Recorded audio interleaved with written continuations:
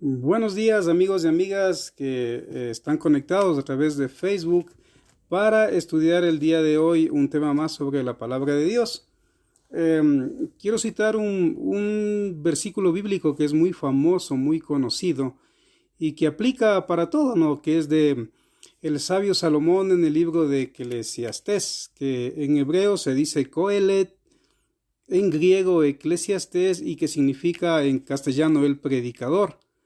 Entonces, él en uno de los textos de Eclesiastés o el predicador dice, todo tiene su tiempo debajo del sol, ¿verdad? Entonces, para todo hay que darle tiempo, mucho más en estos momentos que uno está encerrado, cuidando a su familia, cuidando sus vidas. También podemos darle tiempo a lo más importante que sin lugar a dudas hay, es que es estudiar lo que es la palabra de Dios y recordar lo que dijo Yeshua, ¿verdad? Yeshua también dijo en la famosa tentación, cuando fue tentado por Hasatán, él dijo, no solo de pan vivirá el hombre, sino de toda palabra que proviene de la boca de Hashem o de Dios. Entonces es bueno disponer de este tiempo para aprovechar la tecnología y poder estudiar la palabra de Dios. El día de anteayer ya comenzamos con los estudios. El primer estudio fue sobre la libertad de culto en el Ecuador, que está ahí en Facebook.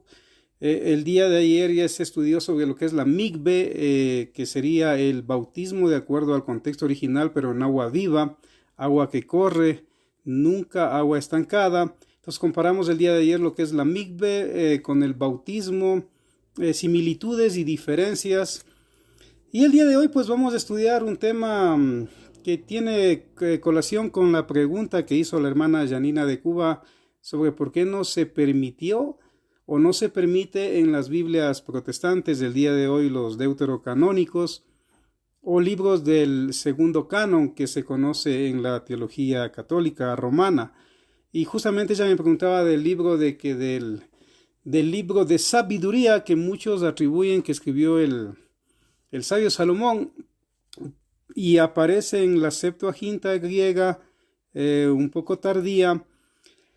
Sin embargo, hay que aclarar que este libro no lo escribió el sabio Salomón. Apenas este libro aparece el año 50 antes de Cristo, y lo escribe un judío heleno que vivía en Alejandría.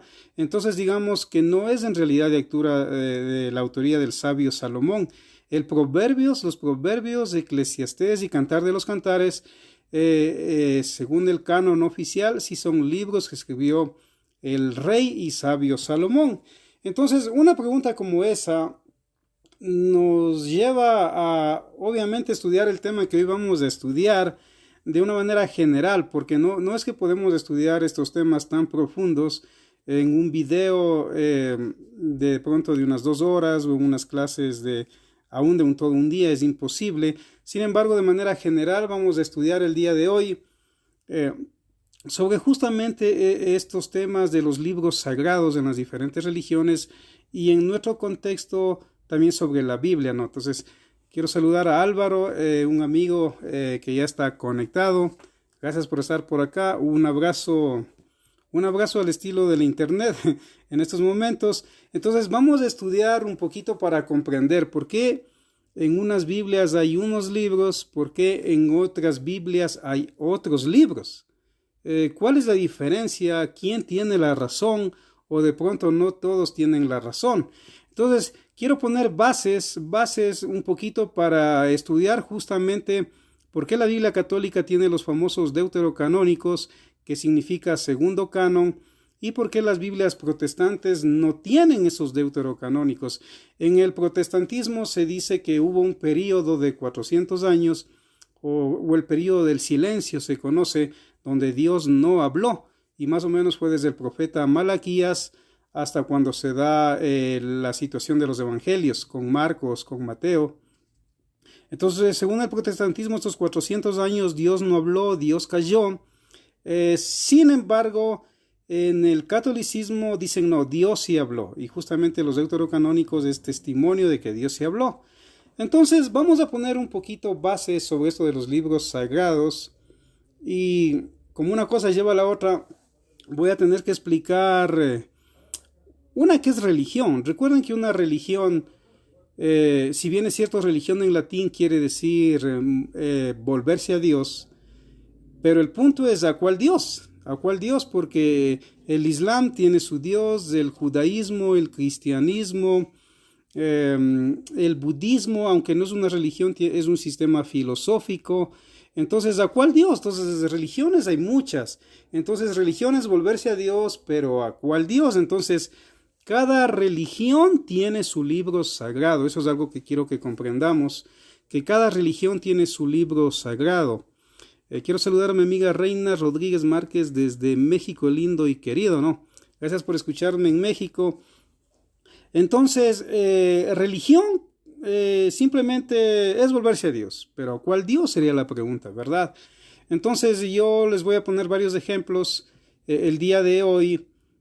Por ejemplo, si viajamos a través del tiempo al mundo antiguo, vamos a encontrarnos que ya había en la antigua Sumer, en lo que es Sumeria, hoy Babilonia, y había muchas creencias en el dios Marduk. Incluso ahí salió el famoso código Hammurabi, que era algo parecido a las leyes de Moisés. Ya había también en Egipto el famoso libro egipcio de los muertos, o el rollo del libro egipcio de los muertos, para los que no saben, que era un rollo muy grande donde había dibujos y conjuros, porque de acuerdo a los egipcios, cada persona después de morir tenía que ir más allá a lo que sería el país de las cañas. Entonces, para poder llegar al país de las cañas, cuando la persona moría, incluso ustedes ven que se le embalsamaba, se le cubría con esas fajas blancas, porque de acuerdo a la creencia de los egipcios, el ser humano tiene 5 partes, ¿no? Que es en espíritu, alma, cuerpo, nombre y personalidad. Entonces, en la creencia egipcia, si no se le envolvían esas fajas blancas, podía salirse el nombre, la personalidad, el alma o el espíritu del cuerpo. Entonces, para que nada de eso se escape, lo embalsamaban, pero lo enterraban con un rollo que se llamaba el libro egipcio de los muertos. Entonces, con ese libro egipcio de los muertos, que contenía conjuros, el muerto, ya en el más allá, si se le aparecía el chacal, que era una especie de perro y hombre, un hombre con cabeza de perro, que era un dios, simplemente el muerto que viajaba con el libro egipcio de los muertos, abría el rollo y decía el conjuro y podía pasar. Y así cada vez que algún dios o semidios se le presentaba el libro egipcio de los muertos, tenía en los jeroglíficos la respuesta. Recuerden que los jeroglíficos es alguien que nadie sabía qué significaba hasta que por 1800 y picos el francés Champollion descubrió cómo era la traducción de los jeroglíficos egipcios, a tal punto que cuando él se emocionó por descubrir lo que significaba, casi se murió, estuvo 3 días en cama, se desmayó de la emoción, su hermano le atendió y pudo recuperarse. Entonces ya vemos que había el libro egipcio de los muertos, donde se creía en Ra, el dios sol, tenían sus dioses, a veces variaba de acuerdo al faraón, que quiere decir casa grande, o paro en hebreo, que es lo original. Entonces ya vemos que ahí había un libro sagrado que se llamaba ¿cuál? Justamente el libro egipcio de los muertos. En esos tiempos era muy normal escribir los libros sagrados de las diferentes religiones de la época, por ejemplo en obstraca, que era una especie de baldosa, se lo hacía en forma de cuña, incluso, que es un estilo literario que usaban mucho en la antigua Sumeria, y hoy ya se ha descubierto y hay muchísimas tablillas escritas en sumerio en forma de cuña en el mundo. También había los rollos de los libros, el libro egipcio de los muertos, donde incluso estaban los conjuros de los que creían en la religión egipcia. Entonces en ese tiempo se escribía en obstraca, después se comenzó a escribir en papiro. Yo tengo aquí algo como para que se den una idea, ¿no? Una idea de lo que es un papiro. Entonces, bueno, aquí está en hebreo parte del Bereshit o del Génesis, capítulo 1. Entonces se comenzó a escribir en el papiro, porque era la mejor manera para la época. O sea, en ese tiempo no había imprenta, no había nada de eso. Entonces ya comenzaron a haber religiones en el mundo antiguo, hasta que vamos a ver en el contexto bíblico que cierto tiempo Hashem le habla a Moshe en el desierto, en la zarza ardiente, y le pide que vaya a rescatar a Israel, ¿verdad? Entonces miren, de esa manera uno puede ir viendo cómo va poco a poco desarrollándose esto de las religiones. Entonces, en el mundo hay muchísimas religiones, pero sin embargo las más conocidas quizás, o las más famosas por muchas circunstancias, son justamente el judaísmo, ¿no? El judaísmo que tiene como su base la Torá que significa instrucción, y la Tanaj, lo que los cristianos llamarían el Antiguo Testamento. Entonces, dentro de la religión judía, lo más sagrado, obviamente, dentro de la Tanaj, es la Torá. Entonces, yo les voy a presentar, yo aquí tengo la Torá, para que tengan una idea, ¿no? Es más grande que una Biblia, porque está en hebreo y está en castellano. Entonces, la Torá es solamente los 5 primeros libros de la Biblia, lo que se conoce como Pentateuco. Entonces, dentro de las grandes religiones del mundo está el judaísmo, que tiene su base en la Torá, aunque la Tanaj es para ellos palabra de Dios. Está el cristianismo, que tiene la Biblia, que significa en buen castellano biblioteca, ¿no? ¿Por qué? Porque esta es una Biblia católica, por ejemplo, que tiene los deuterocanónicos. Aquí ustedes pueden ver la cruz, la letra Pi Rho, que es de Christos en el mundo antiguo, en el griego antiguo. Entonces, esa Biblia católica. También aquí tengo una Biblia protestante, que es de la NBI, que es, bueno, de hecho, la Biblia que me obsequiaron cuando me ordenaron de pastor en el 2002, mis amados pastores. Entonces, pudiera mostrarles muchísimas versiones de la Biblia. Aquí tengo un Antiguo Testamento antiguo de la línea católica, con la cruz. Tengo aquí un Nuevo Testamento que es los primeros que trajo Diego Thompson en 1824 al Ecuador, porque muchos piensan que la Reina Valera, aunque ya había sido traducida antes, era la que llegó al Ecuador o América. En realidad no fue así, esa estuvo en España, pero acá llegaron los Nuevos Testamentos en castellano de Diego Thompson, que los distribuyó aquí en el Ecuador. Entre las cosas interesantes, por ejemplo, aquí usted no va a encontrar la letra J, por ejemplo. Mujer se escribe con G, no se escribe con J. Es porque justamente la letra J no existía en el mundo antiguo.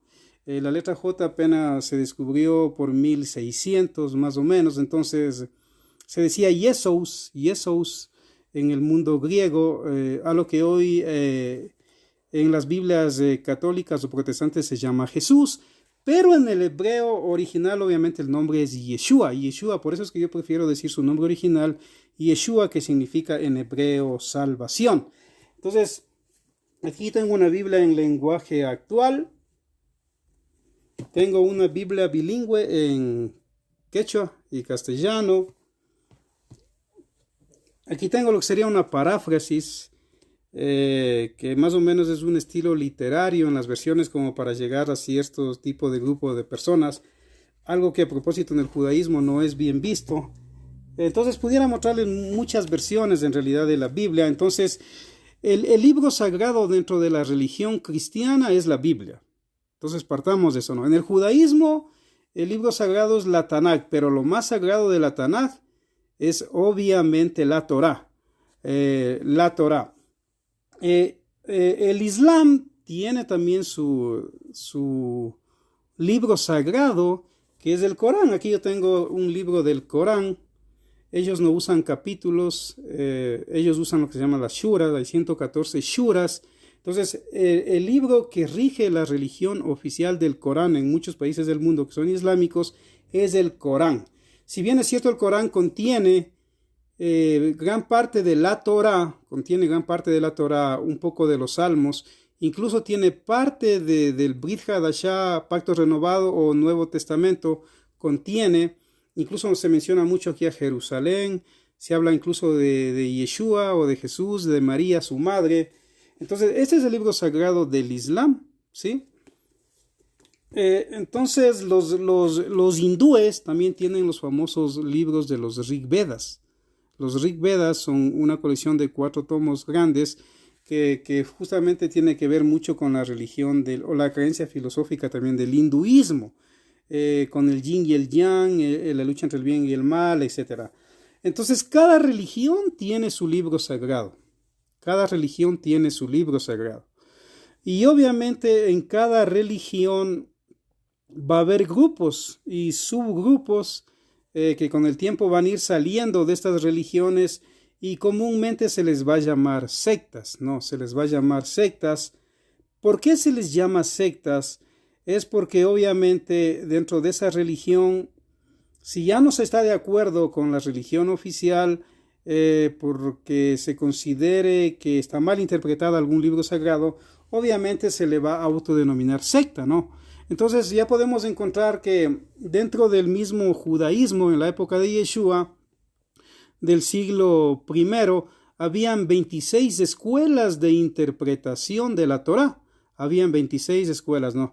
Saludos a mi amigo Mateo Alonso Pérez, que me está hablando de los 613 mandamientos.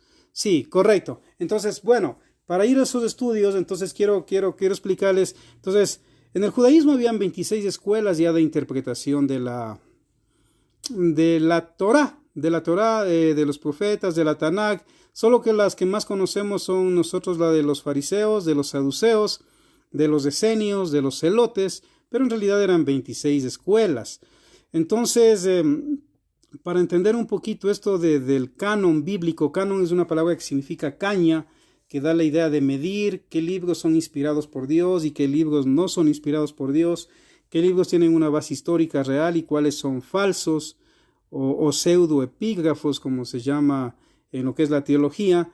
Entonces quería explicar un poquito para comenzar esto, ¿no? Que cada religión tiene su libro sagrado, cada religión. Entonces el judaísmo tiene la Tanakh, el cristianismo tiene la Biblia, el hinduismo tiene los Rig Vedas y el Islam tiene el Corán. Ahora, de estas 4 religiones, 3 religiones son monoteístas. ¿Qué quiere decir monoteístas? Mono en griego es uno. Quiere decir que hay la creencia en un solo Dios. Hablo tanto del judaísmo como del cristianismo y del Islam. Hay la creencia en que solo hay un Dios verdadero. Solo hay un Dios verdadero. A diferencia de las otras religiones y de otro tipo de creencias medias filosóficas que hay por ahí, como el budismo. Entonces, ya vemos que aquí hay un problema, por decirlo así, ¿no? Hay un dicho judío en el Talmud que dice que donde hay 2 judíos hay 3 opiniones. Yo diría lo mismo, que donde hay 2 cristianos, tal vez exageraría un poco, un hipérbole, pero hay 5 opiniones. Yo creo que si hay 2 judíos, hay 3 opiniones, donde hay 2 cristianos puede haber 5 opiniones. Entonces, de esa manera es que, digamos, se ha ido creando las religiones en el mundo, las organizaciones religiosas. Entonces, en el anuncio que yo les dije que hoy iba a dar el estudio sobre lo que es la Biblia, la Septuaginta, lo que es la Torah, justamente es porque estudiando un poquito esto vamos a comprender el por qué el cristianismo se dice que es el helenismo judío formado sobre todo en lo que es Alejandría por los griegos, ¿no? Ahora, ya explicado esto, entonces como dice Mateo, quiero explicar lo que mi amigo Matthew Alonso Pérez me pregunta ahí porque va conectado con el tema. Entonces la Torá que significa instrucción, partamos de ahí, la Torá significa instrucción, no es lo mismo que ley, que en griego se dice nomos, no es lo mismo. Entonces la Torá dentro de la religión del judaísmo tiene lo que se llama 613 mandamientos. 613 mandamientos, de ahí 248 mandamientos son positivos, es decir, donde Dios dice harás, harás, harás. Hay 365 mandamientos negativos donde Dios dice no harás, no harás, no harás.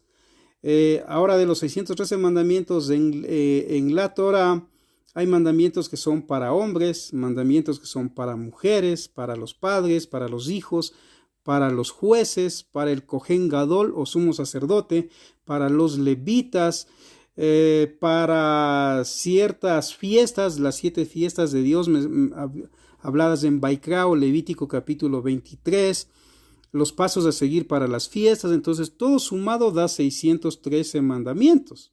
613 mandamientos que son 248 positivos y 365 mandamientos negativos. Entonces la Torah es la columna vertebral dentro de lo que es Israel para la Tanaj. Para la Tanaj, o conocido en el medio cristiano como el Antiguo Testamento. Ahora,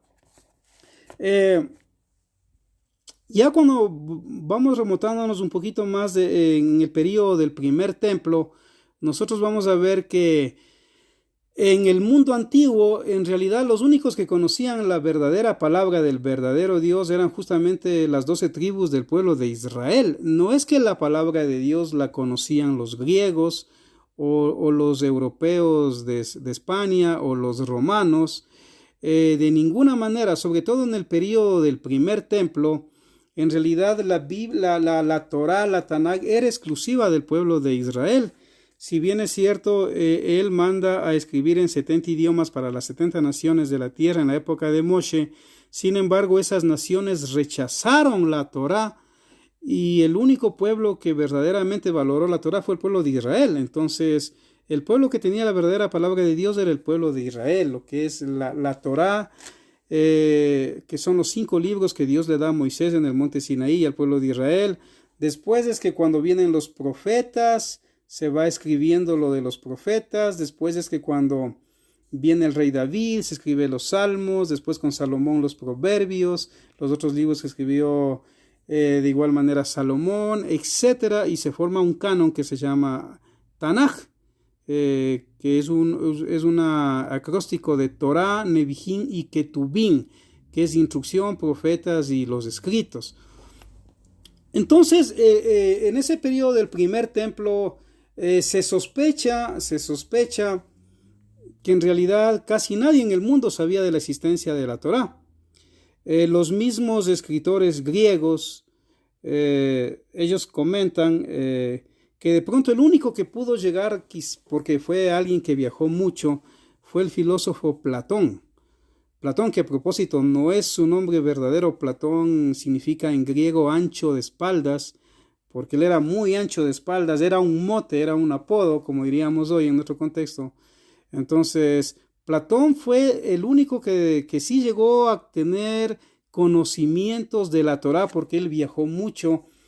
Algo de esto le comunicó a Aristóteles, que fue su discípulo, que incluso él en uno de sus escritos menciona que lo que más le impactó de los escritos judíos fue la comida kosher, que se menciona en Levítico 11, donde él comprueba que en realidad es la mejor comida del mundo que puede haber, lo dice Aristóteles, porque ahí está, porque él era un hombre que estudiaba de todo. De hecho, él fue el primero en escribir una enciclopedia sobre lo que es las plantas, sobre las cosas sanas para el cuerpo.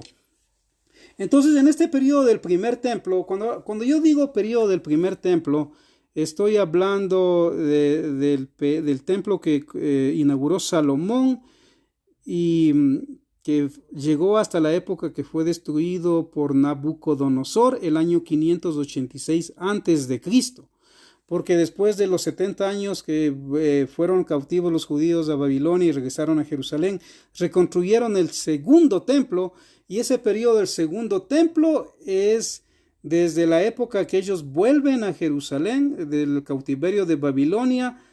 Y ese es el templo que dura en la época de Yeshua, y Yeshua lo puede palpar, tocar, entrar en las fiestas, incluso en una fiesta del Hanukkah, de la dedicación.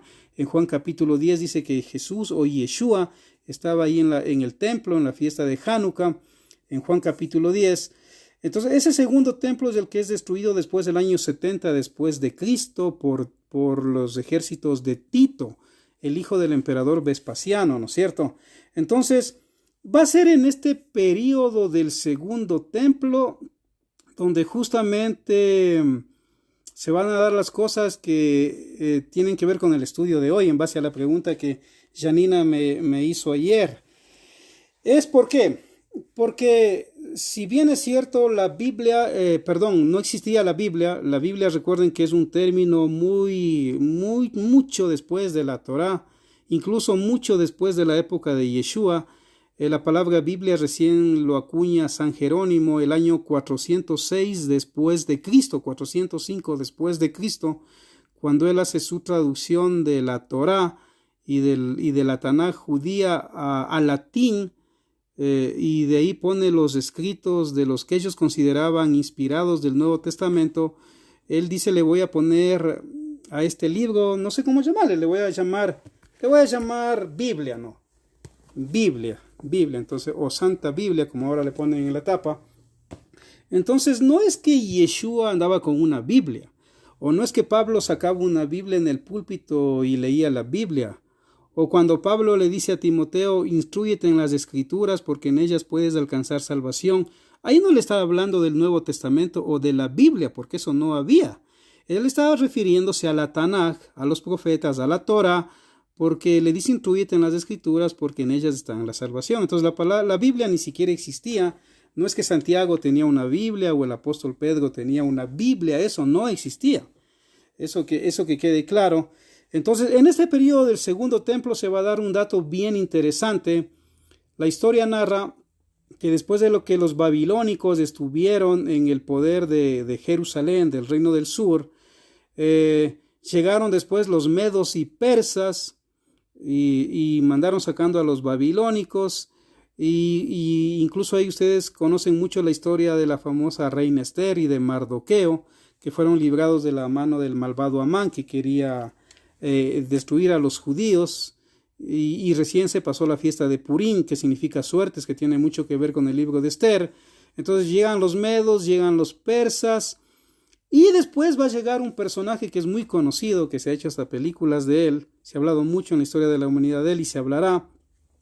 Es justamente Alejandro Magno, que en griego quiere decir magno, grande. Entonces el magnífico, entonces con él va a suceder cosas bien interesantes que de hecho van a cambiar el mundo de la época. Entonces cuando Alejandro Magno comenzó a conquistar el mundo, porque él era griego, entonces él llega entre los pueblos que logra conquistar. Obviamente está lo que es Jerusalén, lo que era el reino del sur en ese tiempo, que era conformado por la tribu de Judá, los levitas y la tribu de Benjamín, porque ya sus hermanos anteriormente, las 10 tribus, otras se habían separado y habían formado el reino del norte con capital Samaria.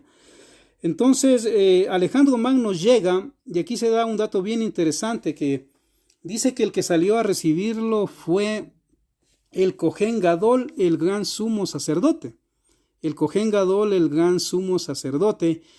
Y dice que el biógrafo de Alejandro Magno, que fue tanta la impresión que tuvo Alejandro Magno de ver las vestiduras del Cohen Gadol, que eran 8 piezas de ropa, de ver las perlas, las 12 piedras que estaban en el pectoral, que cada piedra tenía que ver con una de cada tribu de Israel, el urín y el tumín, el gorro que estaba puesto.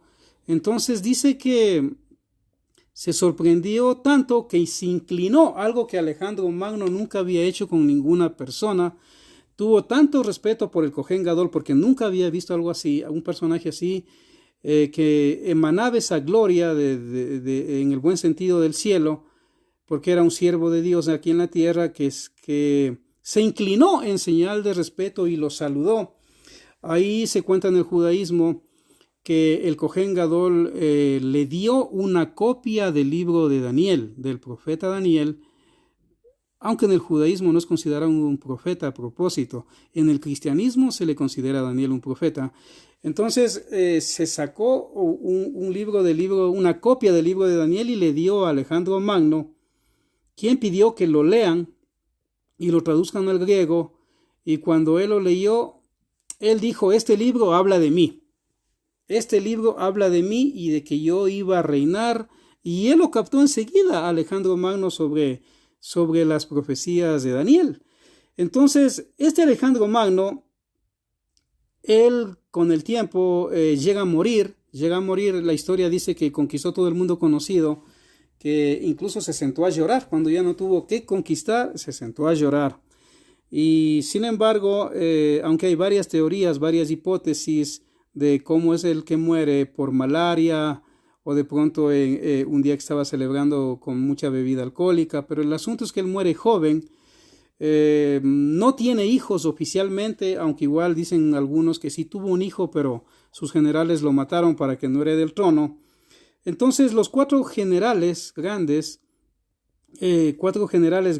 que él tenía, se dividen el imperio, y a propósito de uno de esos generales que heredó el imperio de uno de esos sectores, es donde va a salir el anticristo en los tiempos del fin. Entonces, uno de ellos es Ptolomeo Soter. A propósito, les doy un dato, ¿no? Soter en griego tiene que ver con mucho la palabra soteriología, que en teología se llama la doctrina o el estudio de la doctrina de la salvación. Pero es interesante como Soter significa salvación, y era un nombre, en este caso, de Ptolomeo Soter, o sea, Ptolomeo el Salvador. Eso es lo que quiere decir. Entonces, Ptolomeo, él heredó una parte del reino y justamente parte de lo que él heredó era en Egipto. Entonces, él fundó ahí una ciudad en honor a Alejandro Magno, que llegó a llamarse con el tiempo Alejandría, la famosa ciudad de Alejandría. Él hizo la capital de Egipto durante su gobierno, y cuando él muere, le hereda a su hijo Ptolomeo Filadelfio. Hereda el poder, hereda el reino en todo ese sector, incluido Egipto, incluido lo que es Israel. Y este hombre era muy amante a las letras, a lo intelectual, y a él se le ocurre crear ahí el primer museo. Les comento que la palabra museo proviene del griego de las musas, porque en la mitología griega había la creencia de que las musas eran las hijas de Zeus, con mujeres humanas del dios pagano Zeus, pero que estas mujeres eran muy recatadas, estas musas en la mitología griega, y les gustaba la música, les gustaba escribir poesía, les gustaba estudiar los libros. Entonces, de las musas proviene la palabra museo. A contrario de las gracias, que en la mitología griega las gracias, en cambio, eran esas hijas de Zeus que les gustaba mucho lo que hoy llamaríamos las discotecas, los bailes, el salir a farrear, el dar amor fácilmente, yo qué sé. Entonces, él fundó el primer museo en Alejandría.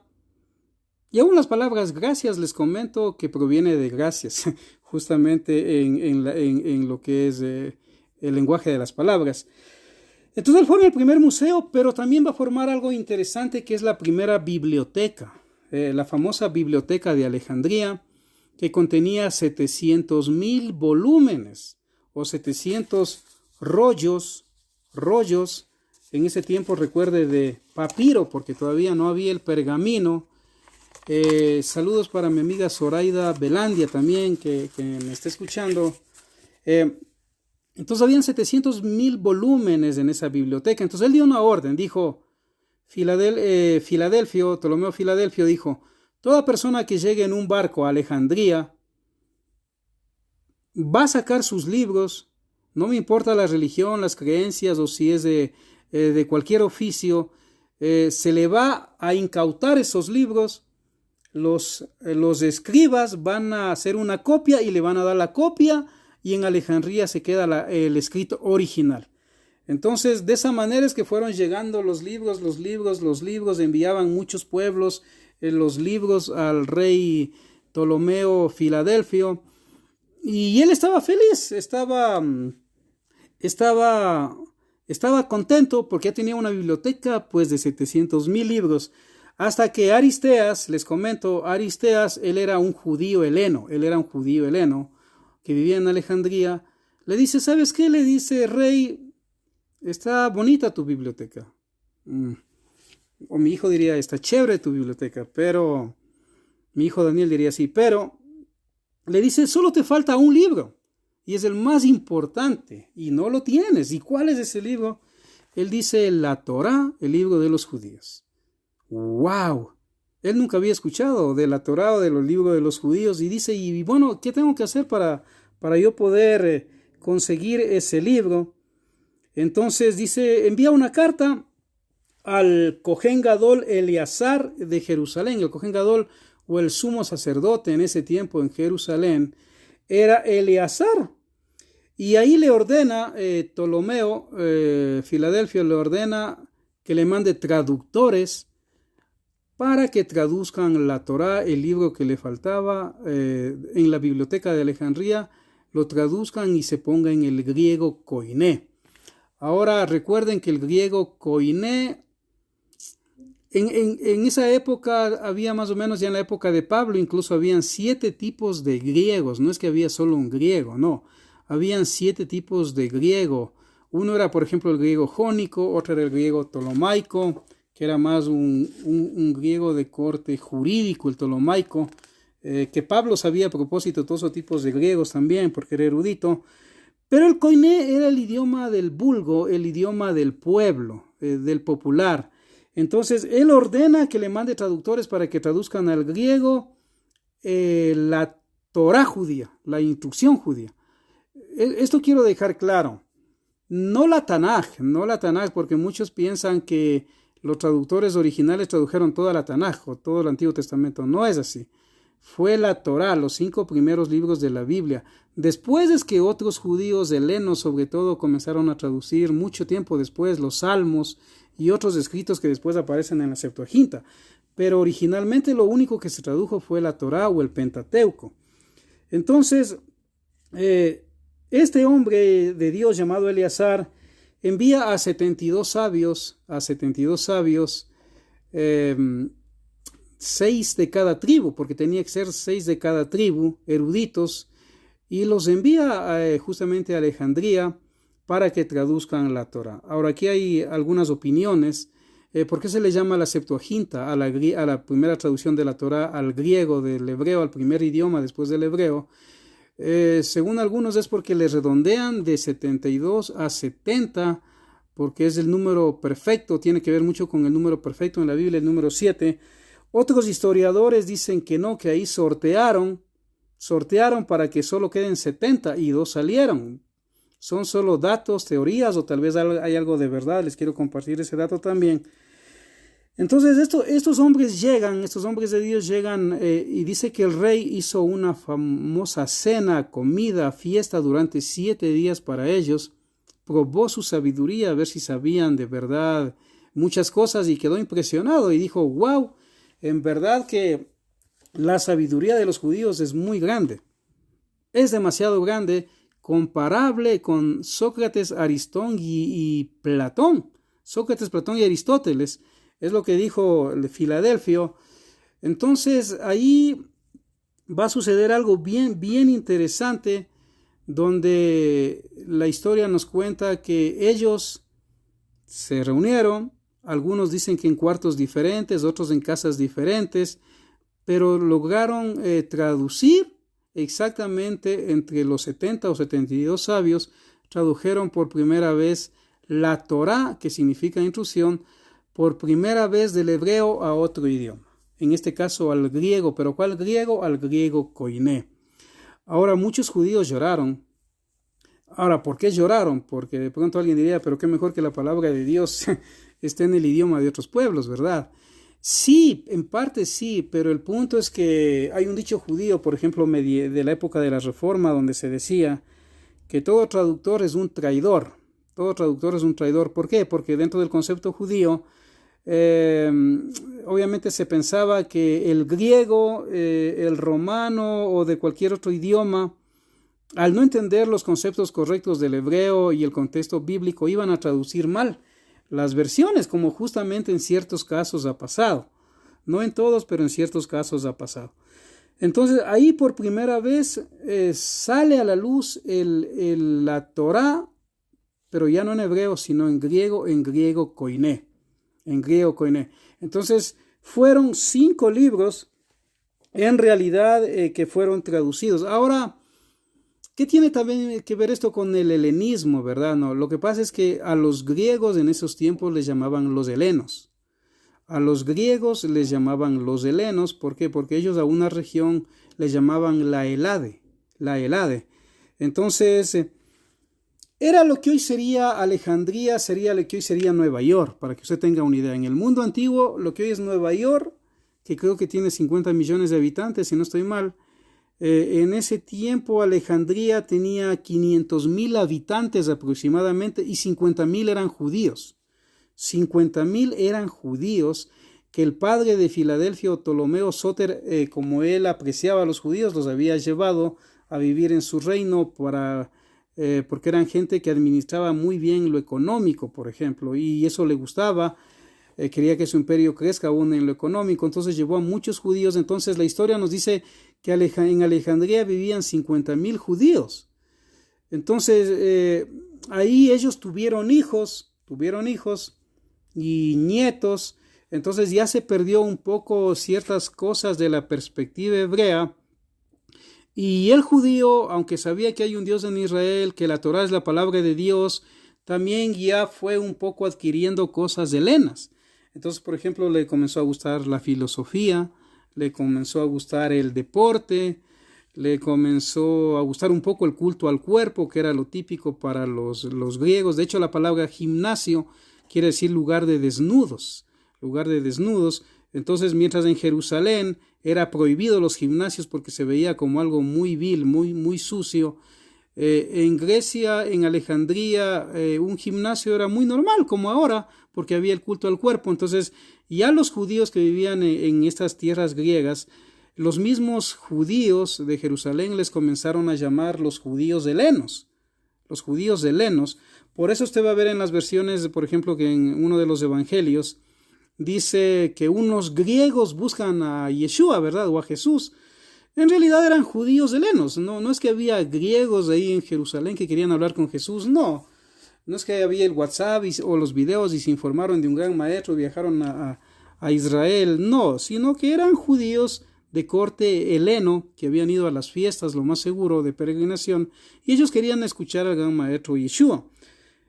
Entonces se comenzó a decir a los judíos de Alejandría, judíos helenos, y mucho de eso ustedes lo van a encontrar también en la famosa historia de los macabeos, cuando se dio esto del Hanukkah y todo lo demás, que es una fiesta hermosa en Israel. Entonces en este tiempo es donde justamente aparece por primera vez la Septuaginta traducida al griego. Después, con el tiempo, es que se van sumando otros libros en la misma Alejandría, pero que no son originales de los primeros traductores de la Torá al griego, no, sino que ya, por ejemplo, el año 150 se dice que se tradujo los Salmos, después se tradujo al profeta Jeremías, se fue traduciendo y añadiendo a esa versión Septuaginta otros libros, hasta que en el año 50 aparece recién ese famoso libro de Sabiduría, que aunque muchos dicen que es de Salomón, pero en realidad no es de Salomón. Salomón vivió por el año 950 más o menos antes de Cristo, 1010 antes de Cristo. Entonces este libro es muy posterior, el año 50 después de Cristo. Entonces ya en la época de Yeshua del siglo I, dentro de Israel había obviamente la Torá, pues había el rollo de la Torá, había la Tanaj, aunque no estaba todavía canonizada de una manera oficial en Israel. Quiero dejar claro también esto. No es que en Israel había un canon oficial como ahora existe, no, sino que fue el año 100 en Yamnia. Yamnia es un lugar que está cerca de Tel Aviv. Ahí es donde el año 100 una corte legal jurídica decretó lo que hoy son los libros oficiales de la Tanaj en el Antiguo Testamento, que son 39 libros. algo parecido a lo que tiene la iglesia evangélica o protestante en sus Biblias. Entonces ahí decidió en el concilio de Jamnia el judaísmo cuáles son sus libros sagrados y le llamaron Tanaj. Pero en la época de Yeshua todavía no había esta definición. No había esta definición. Lo que todos estaban de acuerdo es en la Torá. Ahí nadie debatía que el Shabbat es el día de que hay que reunirse, que la Torá es palabra del Eterno. Ahí no había debate. Pero sí tenían debate en ciertos libros que contenía la Septuaginta. Entonces, pasa la época ya de Yeshua, para ir avanzando un poquito por el tiempo con el tema. Pasa un poquito ya la historia, va pasando, entonces el cristianismo comienza a tomar forma en la antigua Roma, en Grecia, en Turquía, y comienzan a tener acceso a los libros judíos, tanto en hebreo como en griego de la misma versión llamada Septuaginta, ¿no? Entonces comenzaron a tener sed de leer los libros, no importaba si estaba en griego o en hebreo, aunque generalmente era en estos pueblos era más en el griego, porque como Alejandro Magno cuando él conquistó la tierra, él iba obligando a los pueblos a aprender el griego koiné, lo que sería el inglés. Ahora se dice que una persona que no habla inglés es analfabeta, ¿no es cierto? Pero en ese tiempo era el griego. Si no hablabas del griego en el mundo europeo, en el mundo de la época, no tenías muchas posibilidades en muchas cosas. Entonces el griego koiné en la Septuaginta ya había. Ahora en la época de Yeshua, él obviamente al ser judío, al ser sus discípulos judíos, los apóstoles, los emisarios, obviamente también hablaban el hebreo, quizás hablaban algo del griego, y ellos escribieron sus biografías de Yeshua, y aquí viene el punto, ¿no? O sea, para algunos fue en griego, para otros fue en hebreo. De hecho, se sabe que el Evangelio de Mateo ya está claramente demostrado que fue escrito en hebreo, en arameo. Entonces el cristianismo comienza en la vieja Europa a tomar forma y necesita de los libros, pues necesita de los libros sagrados. Cristiano en el contexto histórico no necesariamente quiere decir Cristo chiquito como muchos dicen. En realidad cristiano proviene de dos palabras, una es griega y otra es latina. Cristo, que significa en el griego antiguo untado, aunque algunos lo llaman ungido también, pero en realidad la raíz es untado, y llano, que significa esclavo. En griego esclavo se dice doulos, pero en latín es llano, esclavo. Entonces, en el mundo antiguo, cuando dicen cristiano, lo que están diciendo es esclavo de Cristo, ¿no? Entonces, ya el cristianismo también necesitaba un libro oficial, pues. El judaísmo tenía la Tanaj, ya en Jamnia, definida claramente, pero el cristianismo no tenía un libro oficial. Se había escuchado de los dichos de Yeshua por tradición oral, por los dichos de Pablo, muy poco tenían acceso a alguna copia, era muy cara tener una copia, de hecho, en ese tiempo. A un geógrafo, escritor santo, como le apodaban al que de pronto traducía la Biblia, algún libro de la Biblia, le podía costar, para que tengan una idea, solamente la Torá 6 meses en poder traducir. Era un trabajo muy bien remunerado, pero también muy cansado, y pocos tenían acceso a pagar un salario tan fuerte por un libro de la Biblia. Entonces en ese tiempo también es donde el papiro deja de tomar fuerza y comienza a ver el pergamino. Ahora el pergamino viene de Pérgamo. Pérgamo es una ciudad en lo que hoy es Turquía. Entonces el rey de Pérgamo dijo, no, pues ahora para quebrar a los que trabajan en el papiro, él comenzó a matar muchos animales, dio la orden en su reino y sus escritores comenzaron a escribir en cuero, porque el cuero era más durable que el papiro y se podía escribir a los dos lados, pero era mucho más caro. Incluso algunos dicen que Lucas fue escrito en cuero, que a quien él dedica el evangelio, incluso él le proveyó económicamente para los materiales y todo lo que él necesita según algunas fuentes históricas. Entonces el cuero o el papiro nace ahí. nace ahí y ya comienza a escribirse el cuero. A tal punto que digamos hubo una época donde casi ya no había animales, les comento, en esos sectores, porque justamente los animales eran criados para sacar su cuero para vender el pergamino, ¿no? Que es diferente al papiro. Ahora,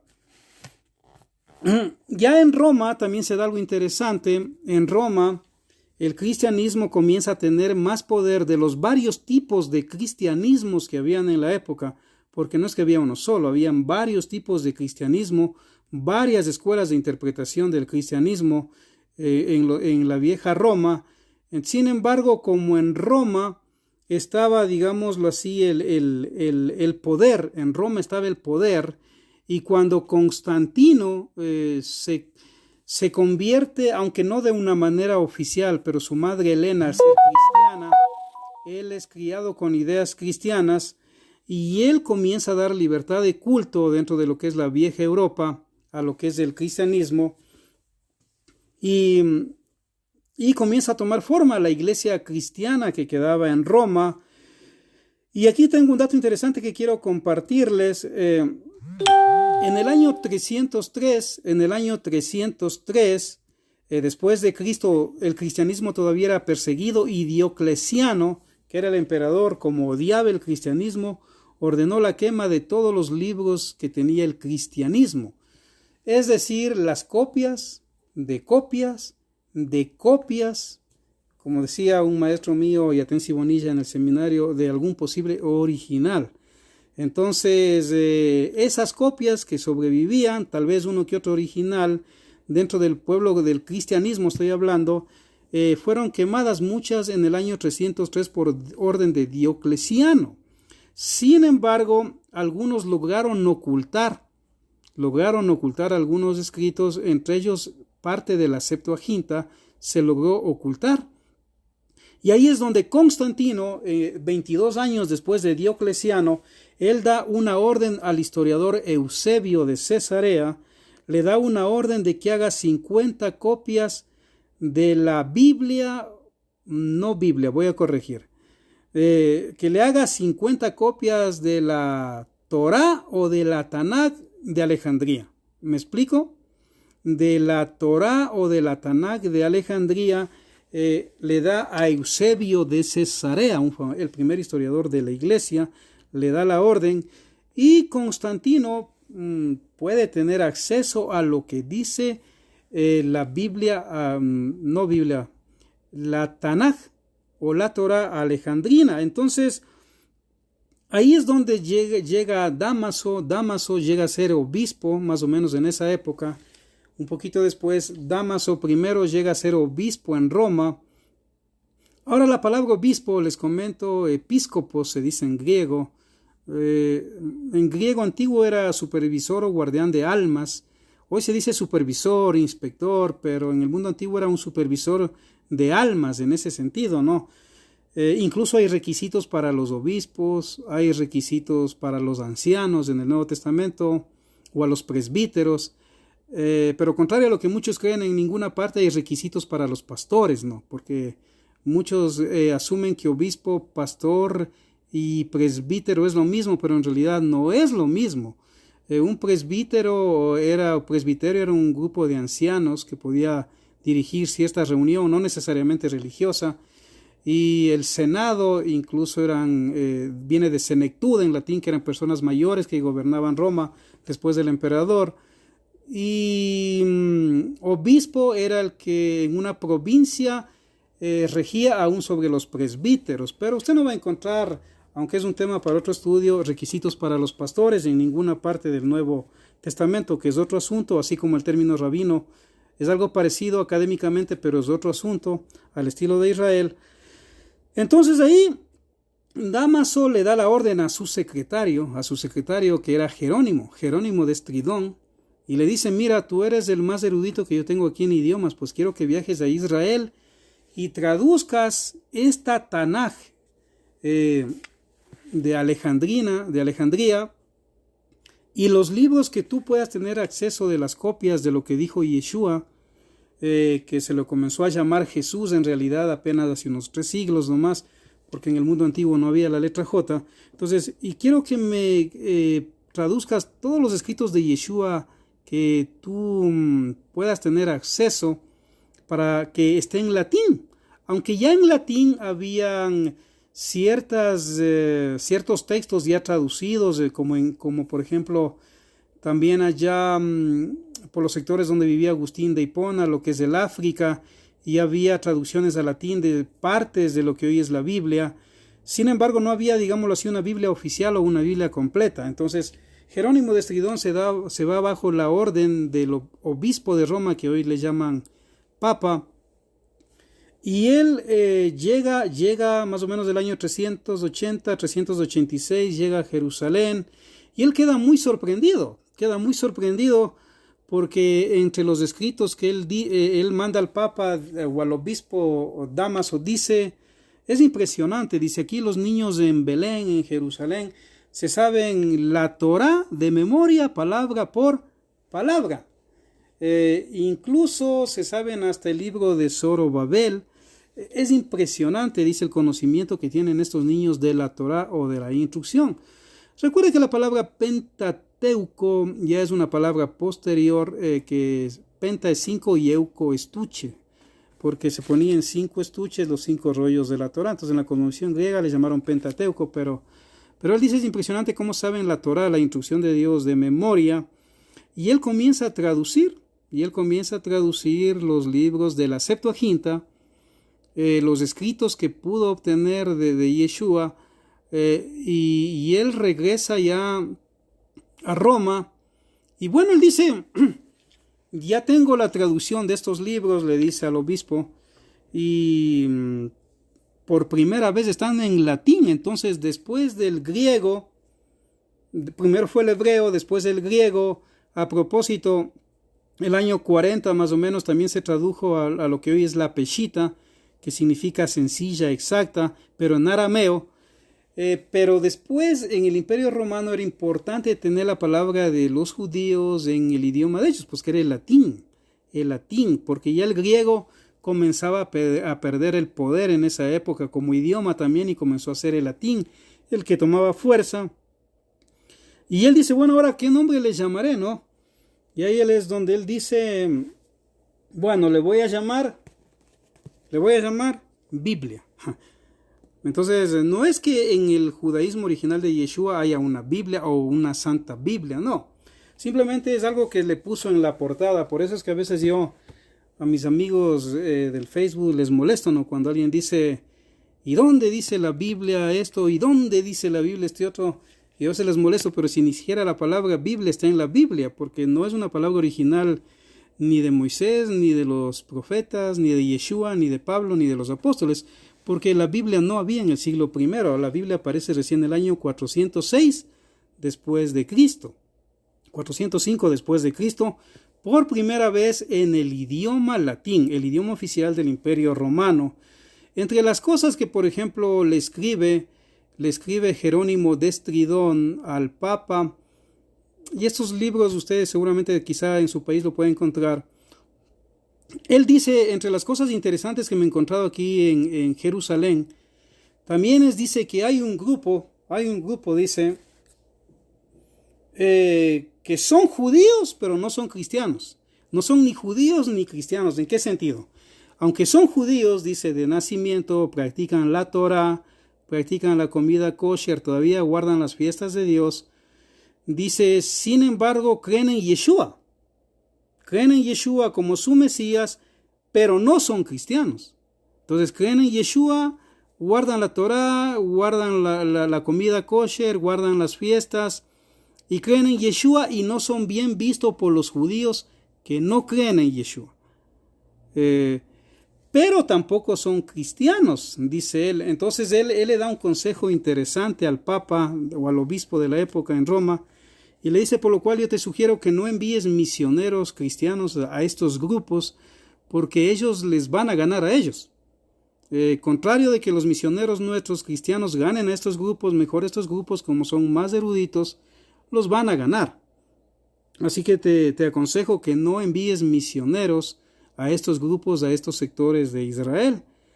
Eso está entre las cartas de este hombre sabio en muchas cosas en cuanto a la traducción de la Biblia. Entonces ahí aparece la primera Biblia, y esta Biblia que con el tiempo se comenzó a llamar la Vulgata Latina también, ¿no? Que la tengo aquí en pequeño, contenía justamente los libros que se llaman deuterocanónicos, entre los cuales está el libro de sabiduría, está el libro de Judith, está primera, segunda de Macabeos, aunque hay hasta tercera y cuarta de Macabeos.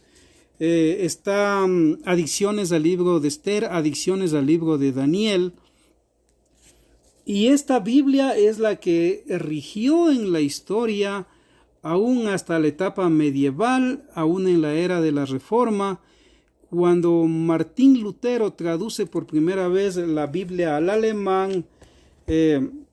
Ya lo pone en alemán. Y un dato interesante, ¿no? O sea, que de pronto muchos desconocen. Esta Biblia tenía los deuterocanónicos y no era mucho problema, a tal punto que el mismo Casiodoro de Reina, para los que no saben, él fue el primero en que tradujo la Biblia completa al español. Pero basado en la Biblia obviamente de San Jerónimo, porque él no tenía más fuentes. Entonces en la época medieval, en la era de la Reforma, la Inquisición católica prohibía poner la Biblia en los idiomas de los otros pueblos. Si alguien osaba traducir la Biblia católica a otro idioma, moría en la hoguera. Aún por traducir el Padre Nuestro a otro idioma eran quemados en la hoguera. A tal punto que William Tanley, él fue el primer, un sacerdote y teólogo protestante. En Inglaterra él tradujo el Nuevo Testamento al inglés. William Tanley. Y la historia cuenta que cuando un obispo católico le dijo que no traduzca la Biblia al inglés porque puede morir, él le dijo, me encargaré de que aún alguien que trabaja en el campo con su arado sepa mejor la Biblia que usted al traducirla al inglés, aún un niño. Y la historia dice que él fue quemado, estuvo varios tiempo preso, y él fue quemado en la hoguera. ¿Por qué? Por traducir el Nuevo Testamento al inglés. Entonces Casiodoro de Reina, él tenía que traducir la palabra de Dios al castellano, era su sueño. Él era maestro de teología en Sevilla, España, con Cipriano de Valera, que es otro amigo de él. Entonces él logra traducir por primera vez la Biblia en 1569 al castellano. Se le llamaba la Biblia del Oso, porque en la portada, aunque yo no tengo aquí la Biblia del Oso, porque solamente hay 20 originales en el mundo que sobrevivieron a la quema de la Inquisición. Una hay acá en un seminario muy famoso que hay acá en Quito, Ecuador, hay una Biblia de esas originales. Entonces, sucedió que esta Biblia tenía un oso en la portada. ¿Por qué? Porque Tomás Guarino, que era el dueño de la imprenta, le dijo, si tú permites que mi logo de mi imprenta vaya en la portada de la Biblia, yo traduzco la Biblia al castellano y te cobro de una manera muy económica. Porque Casiodoro de Reina no tenía mucho dinero para traducir. Casiodoro de Reina acepta, y ahí se conoce esta famosa Biblia como la Biblia del Oso, porque había un oso en la portada parado en un árbol y cogiendo miel de las abejas. Ahora, ¿por qué les menciono este dato? Porque me parece interesante que aún en la Biblia de Casiodoro de Reina al castellano original, lo que hoy se llama Reina Valera, sí contenía los 7 libros deuterocanónicos. Entonces, esta obra magna al castellano que dio a luz en septiembre de 1569, por eso es que incluso en el medio protestante se celebra en septiembre el mes de la Biblia, porque ahí dio a luz al castellano la primera Biblia completa al español. Y Casiodoro de Reina incluye a los libros deuterocanónicos en la Biblia del Oso. Ahora, aquí está el debate, yo diría, ¿no? ¿Cuál es el debate? Que cuando él traduce la Biblia al castellano, él hace un anexo y hace unos comentarios en cuanto a los libros deuterocanónicos, y él explica que aunque son libros que ya en la era de la Reforma se debatían un poco, sin embargo él sí los considera importantes y lo deja en su Biblia. fueron teólogos europeos de las sociedades bíblicas que en el año de 1816, 1826, más o menos por esa época, donde ellos consideraron que estos libros no eran inspirados por Dios y los sacaron del canon de la Biblia del Oso original. Por eso yo siempre digo que si de pronto Casiodoro de Reina pudiera volver a la vida, quizás le siguiera un juicio, porque era una obra magna de él que le costó tanto esfuerzo, y después las sociedades bíblicas las sacó a un lado. Ahora, yo con esto no estoy atacando a nadie ni a las sociedades bíblicas, solamente doy una información histórica. Entonces ahí es donde aparece recién, digamos, en las Biblias protestantes los 66 libros que hoy tenemos, 39 en el Antiguo Testamento y 27 en el Nuevo Testamento. Entonces, hasta la Biblia del Oso original sí había los libros como de sabiduría, de Eclesiástico, de Judith, Primera, Segunda de Macabeos. Hay una amonestación que incluso el autor da al querido lector, donde él dice que horrible cosa es para Satanás que la gente pueda tener en su idioma la palabra de Dios en los pueblos. Entonces, eso para explicar un poquito la pregunta de ayer, miren que parece tan sencilla, pero que nos lleva a este estudio, de cómo es que aparecen y no aparecen ciertos libros en las Biblias nuevas. Ahora, otro problema que encontramos es que si uno es honesto en estos estudios, es honesto, va a encontrar muchas versiones de la misma Biblia que tiene 66 libros, aún de las mismas Biblias católicas que tienen 73 libros. Les comento que la Iglesia Ortodoxa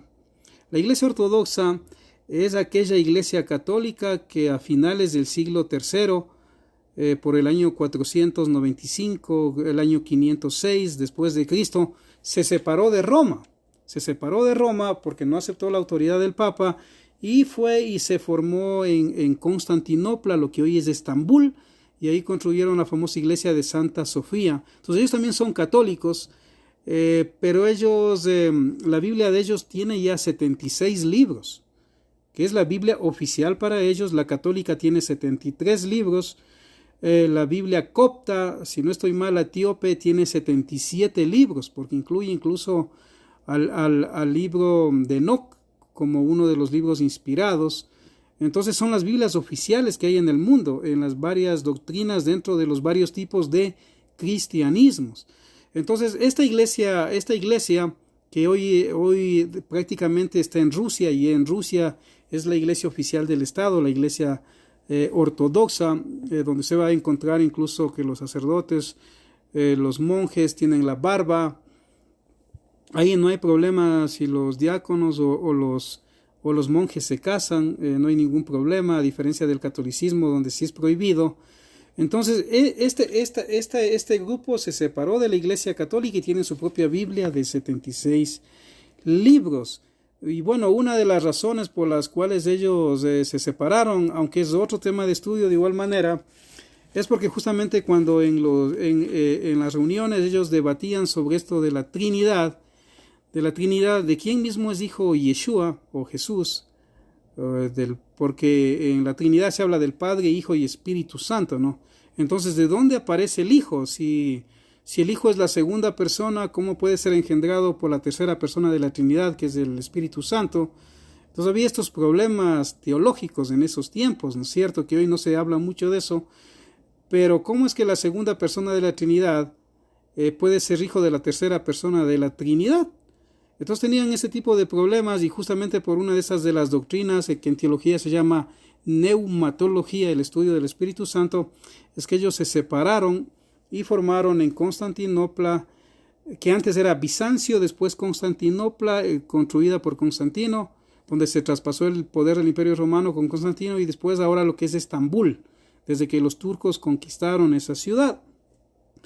Entonces, ya había en la época de Lutero estos problemas de qué libros son inspirados y qué libros no son inspirados. El mismo Martín Lutero tenía un gran problema, les comento en la traducción de la Biblia al alemán. A él no le gustaba el libro de Santiago para nada.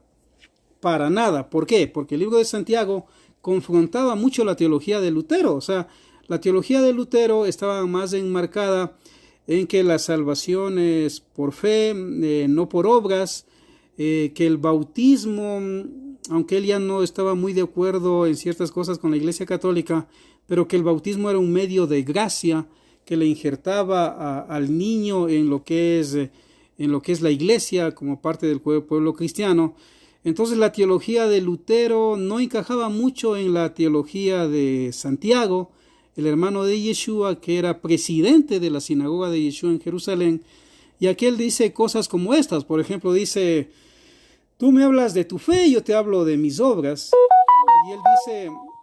Y él dice, ¿acaso la fe podrá salvarte? Porque el mismo diablo y los demonios creen, pero no son salvos. ¿Acaso puede salvarte la fe?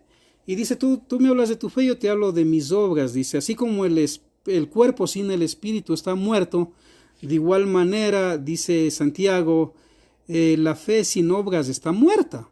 Entonces, esto era muy chocante para Martín Lutero, y de hecho en la primera Biblia él no lo puso. Él no tradujo al alemán el libro de Santiago, lo dejó a un lado. Sin embargo, después de varios años recapacitó y volvió a incluir a Santiago, porque esto de la soteriología o la doctrina de la salvación es otro tema polémico que mucho se debate en el medio cristiano, en la cristiandad, si se salva por la fe o por las obras, o la fe y las obras. Entonces ya vemos ahí que la Biblia va sufriendo varios cambios, a tal punto que en la era de la Reforma había un famoso humanista que se llamaba Erasmo de Rotterdam, que mucho debatía con Lutero, incluso muy famosos estos dos hombres. Entonces ahí comenzaron a haber manuscritos que ya comenzaron a ser aprobados dentro del medio protestante, y muchas versiones ya bebían de esos, de lo que los eruditos protestantes decían que eran los libros oficiales en los cuales se podía beber. Sin embargo, ya el día de hoy usted puede encontrar muchas Biblias, muchas versiones, aunque tienen cosas muy buenas, porque la gente puede leer en sus idiomas el mensaje de Dios, el mensaje de Yeshua, de los apóstoles, lo cual es bueno, pero también en ciertas cosas sí causa polémica, justamente es por el punto de las fuentes de donde beben, por la forma como ellos interpretaron en su contexto histórico las palabras en su lenguaje. Y les voy a poner algunos ejemplos. Por ejemplo, si usted coge la Reina Valera, a mí me gusta usar mucho la Reina Valera de 1909 de la Liga Bíblica. Entonces, por ejemplo, usted va a encontrar en la Reina Valera que dice: este tipo de demonio no sale sino con oración y ayuno, ¿no es cierto? Pero usted coge otras versiones y dice: este tipo de demonio solo sale con oración. Entonces es un problema, porque ya no hay la palabra y ayuno. Hay unas versiones donde dice: y tres son los que dan testimonio en el cielo, el Padre, el Hijo y el Espíritu Santo. Pero hay otras versiones donde no aparece ese texto bíblico. De hecho, el mismo Jerónimo de Estridón, él cometió ciertos errores a pesar de ser muy erudito, de ir a vivir varios años en Israel para aprender bien el hebreo. Al conocer no bien el hebreo, cometió varios errores, como poner en su traducción original que Moisés, cuando bajó del Sinaí, bajó con cuernos. Sí, bajó con cuernos, cuando la Torá lo que dice es que lo que se reflejaba es la gloria de Hashem, porque estuvo hablando con Hashem, y cuando el pueblo se acercó, por la gloria que había sobre su rostro, incluso se cayeron, tuvieron miedo y él tuvo que cubrirse. Sin embargo, aquí erró, por ejemplo, Jerónimo de Estridón, aunque era erudito, y él se imaginó que bajó con cuernos, a tal punto que Miguel Ángel, el famoso pintor de la era del Renacimiento, de la era de la Reforma en Italia, él hace un famoso Moisés que usted lo puede encontrar en el internet, donde le pone con cuernos. Sí, entonces eso en parte, digamos, son los problemas, o los temas como el arrebatamiento, que hoy es una doctrina que es muy polémica dentro del medio protestante. ¿Hay rapto o no hay rapto, o es un cuento de hadas? Entonces, cuando usted analiza ya en el griego las palabras que tienen que ver con el rapto, o que tampoco aparece en la Biblia la palabra rapto a propósito, lo que hay es arpazo, que es ser tomado de pronto. Va a encontrar que la misma palabra triple en griego puede significar te tomaré o te acompañaré en la hora de la prueba. Entonces el traductor, al ponerlo te sacaré o te tomaré de la hora de la prueba, muchos pueden pensar que van a ser sacados y ser librados del rapto, pero si el traductor hubiera puesto te acompañaré en la hora de la prueba, a lo mejor la teología del rapto no existiera hoy, porque la palabra griega se prestaba como para poner te tomaré o te acompañaré. Entonces, y es interesante ver cómo a través de la Biblia, en Hebreos capítulo 11, en los famosos héroes de la fe, a ninguno de ellos Dios los sacó o los libró de las horas de las pruebas. Al contrario, sufrieron mucho, como Job nos cuenta en el libro de Job, sufrió mucho. También nos cuenta cómo otros hombres pasaron muchas pruebas. Incluso ahora que estamos en la famosa época del coronavirus, podemos ver que en muchas iglesias hay muchos infectados, porque ellos en su ingenuidad, al pensar que van a ir a la iglesia, van a ser librados por Dios del coronavirus, alguien les contagió. Y hoy podemos ver que en Francia hay una iglesia de más o menos de 500 personas infectadas porque alguien estuvo en un culto. En Corea del Sur también una mujer pasó este coronavirus en otra iglesia. Entonces ahí uno puede entenderle mejor la escritura, que en realidad estas personas, aunque son cristianos o temen a Dios, igual están contagiados. Entonces te tomaré o te sacaré de la hora de la prueba o te acompañaré. Es solo un ejemplo, ¿no? Entonces sí se da un poquito el problema también esto en las versiones. O las paráfrasis, por ejemplo, aquí yo tengo una paráfrasis. Es un poco más complicado todavía porque a veces en las paráfrasis lo que se trata es de parafrasear el texto bíblico para ciertas culturas, sean de jóvenes, sean de ancianos. Entonces es un poco más delicado también. Por ejemplo, dentro de Israel, la Biblia solo puede ser, la Torá o la Tanakh solo puede ser escrito con letra negra. Se dice fuego negro sobre fuego blanco, es decir, letra negra sobre papel blanco. Pero sin embargo, usted en muchas Biblias va a encontrar la Biblia a colores, con letras en rojo, letras en amarillo. Va a encontrar la Biblia del soltero, la Biblia de la soltera, del divorciado, del viudo, de la viuda, del grupo de música tal. Digámoslo que en el mundo bíblico de Yeshua eso no sería bien visto, obviamente. Porque la palabra de Dios, digamos, solamente le pertenece a su autor, que es el verdadero Dios de Israel. Entonces, eso les quería compartir, mis queridos amigos y amigas, sobre el por qué ciertos libros de la Biblia católica no están en los libros de la Biblia evangélica o protestante. Y también que quede claro que en el mundo hay 4 Biblias oficiales dentro de lo que es las religiones cristianas. Está la Biblia ortodoxa, que tiene 76 libros.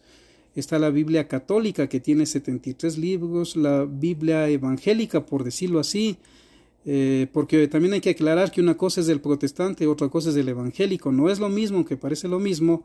Tiene 66 libros. Y la Biblia copta, que tiene 77 libros. Quiero saludar a mi amigo Daniel, que por ahí veo que me está viendo. Él es un amigo mío desde muchos años también. Saludos, Daniel. Entonces, ese tipo de cosas un poco nos va a ayudar a entender mejor la palabra de Dios, el mensaje de Dios. Entonces, que quede claro que mientras usted más versiones tenga de la Biblia, es mucho mejor, mucho más ahora en la era de la internet. Si usted puede tener acceso a libros hebreos, a libros judíos, tendría más herramientas. Incluso el mismo Agustín de Hipona, por ejemplo, él dijo que a él no le gustaba el griego porque le confundía. Sin embargo, lo mejor para Agustín de Hipona, decía que era el estudiar en los textos hebreos el idioma original de Dios, el idioma original de Moisés, el idioma original de Yeshua y de los apóstoles. Así que, hola mi querido amigo Daniel, él trabaja, si no soy mal, en Asoma. Saludos para ti.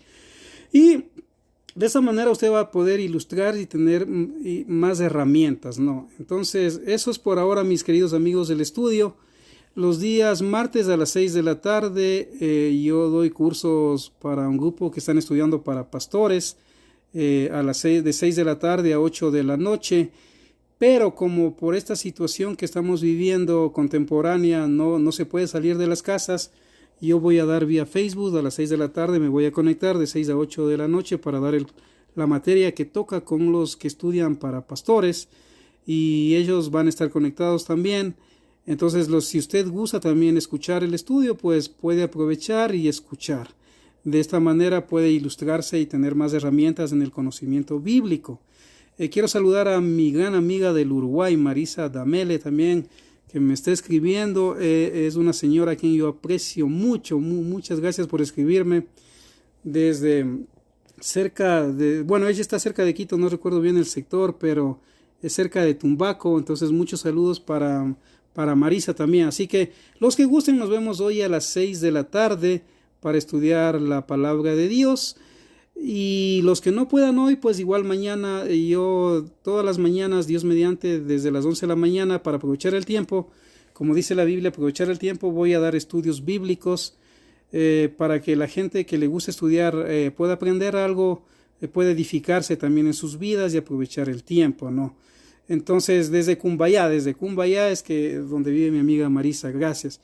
Entonces puede conectarse hoy a las 6 de la tarde con los que estudian para pastores, y mañana normalmente a las 11 para el público también abierto. Así que shalom, bendiciones, y nos vemos en la tarde.